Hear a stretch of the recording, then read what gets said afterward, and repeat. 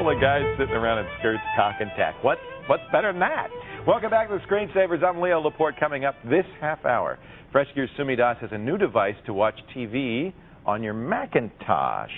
Plus, Alex Shapiro, who created an interface that arranges dynamic information in a unique way that gives you all sorts of insight into it. We showed it as our site tonight. He's here to show us how he did it. My next guest, though, is a writer, social commentator, the author of 8 best-selling books on new media and popular culture. He's a radio commentator, a producer, a professor, too. We always love having Douglas Rushkoff on the show. Great to have you, Douglas. Good to be here. And I'm really thrilled that you wore your kilt today. Well, thank you. Yeah, it's got a kind of, I don't know, schoolgirl vibe going on. You need a big safety pin, and yeah, you're all and I'm set. You're all set. And I like your T-shirt, too. I'm rocking on your dime. Rocking on your dime. I have no idea what that means. Does it mean anything? Definitely. You see this little bear? Yeah. He's rocking on your dime.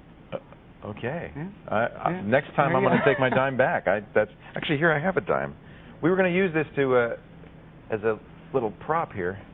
I was just going to drop this on the floor over by Darcy and then have to pick it up. But that's later in the show. That'll keep him tuned. So this is the book. It came out finally. Last time you were here, it was online only. Exit Strategy by Douglas Rushkoff. And it's a novel that you wrote, but you had help, and it's all in the footnotes here. The marginalia is anybody, right? Yeah. Well, when I came here a year ago, I had written the basic book and decided to put it online as a free kind of open source experiment, right, where people would pretend that this is a book that got discovered 200 years in the future, and that they were anthropologists from the future and they were going to translate this book and explain, things that people in the future wouldn't understand about today. So it's this book about, well, what's now called infectious greed, the way the stock market took over the internet and all that. Timely book. It turned out to be, yeah. And they get to kind of have a laugh with me about it. Like what people from the future would think about what's going on today. Right, what they would think about what's going on and what the readers from the future would need to have explained to them and what they wouldn't understand. And apparently quite a bit. Oh, yeah, it was funny. How much traffic was there? Were there a lot of people? There was a lot. There were about 2,000 footnotes got added to the book. And these are real footnotes, real commentary. You don't have that many in here, of course. No, I took 100 of my own and about 120 from that were put on the site, and this is the first. They're fun. The first open source edition, and I could keep doing different ones, with different themes in them, taking more of those notes. That's a nice idea. I like the idea. You talk about, for instance, in here you have attention. You mentioned the word attention deficit disorder, which everybody in the early 21st century knows ADD, but obviously 200 years from now maybe they won't. And Sabina Samuels submitted her definition of attention deficit disorder. She says, this is again the people of the future, a diagnosis used to describe young men whose brains had developed a resistance to corporate programming. Right. I like that idea, right, that ADD is not a disease, but it's a way to not watch commercials. It was a defense. Right. Yeah, as it turns out. And of course that happens all the time. We discover new things and we realize you can eat fat now. Who knew? Exactly, right. Right. So would you say this has been a success? Yeah, I think for me it was a huge success. One, it was a matter of letting go of a book I had written and letting other people completely recontextualize it, and take it apart and say different things about it. So it was a way of really surrendering authorship. Right. And it was also an experiment in sort of online collaborative narrative, in storytelling. You can't just start a story and say, all right, everyone, just add your piece, because say you were writing Star Trek, then one kid can come along and kill Spock, and then he's dead. Over. Then it's over. He's dead for everybody. So here was a way to sort of create the basic rules of storytelling and let other people play along. That's always been kind of my issue with this kind of collaborative fiction, is you're exactly right. But this way you had the spine already done, the backbone of the thing, and people were contributing. You mentioned Who Wants to Be a Millionaire, the TV show. Again, Sabina, she's good. Sabina Samuels annotates that for the people of the future. Who Wants to Be a Millionaire was still just a television game show at this time and hadn't yet grown into a church. I like that. Very funny. So the book, Exit Strategy, includes some of this commentary and is still on the web if you want to read all of the postings for all of the people. Would you do it again? Oh, yeah, I plan to, but with something else. Yeah, maybe with nonfiction rather than with a novel. That'd be kind of fun, Yeah, I mean, and it was done, 2,000 years ago with the Talmud, right? That was how it all started. That's right. Many books have been collaborative. In the oral tradition, of course, that's exactly what happened. People told a story, then retold it, and that was always added to and changed around. What do you think 200 years from now people are going to find most confusing about today? I think the thing that someone like an anthropologist coming from 200 years in the future in a time machine back to today, I think what they would have the most trouble with is advertising.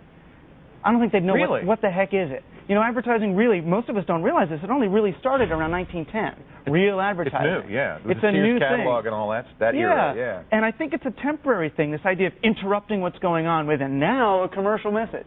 You know, I think it's going to change a lot. Douglas. Yeah.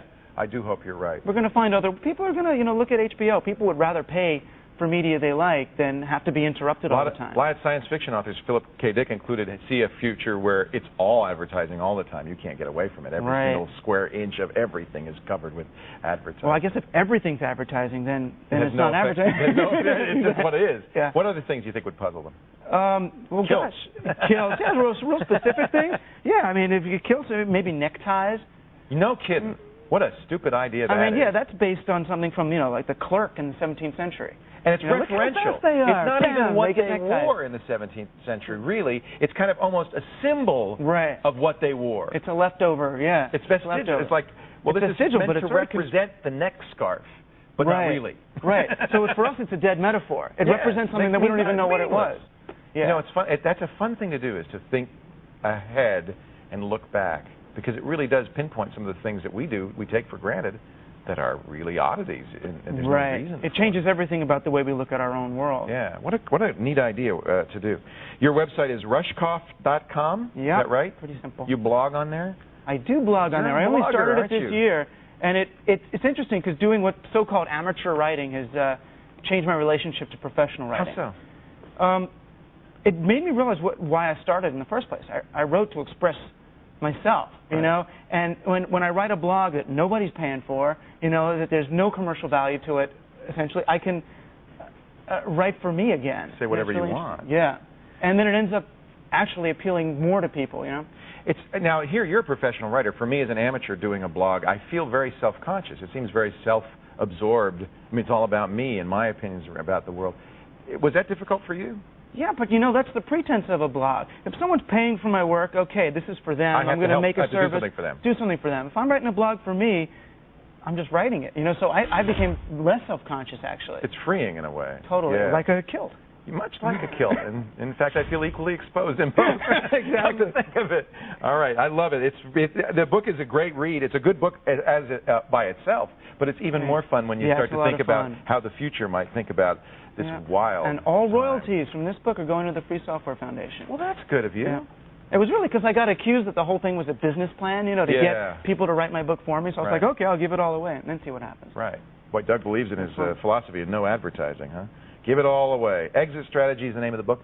Rushkoff.com is the website, and your essay, Citizen of the Future, will be TechTV's catalog tomorrow. Will be in this new book that's coming out in September. So we thank you for adding to that, because that's going to be a fun book.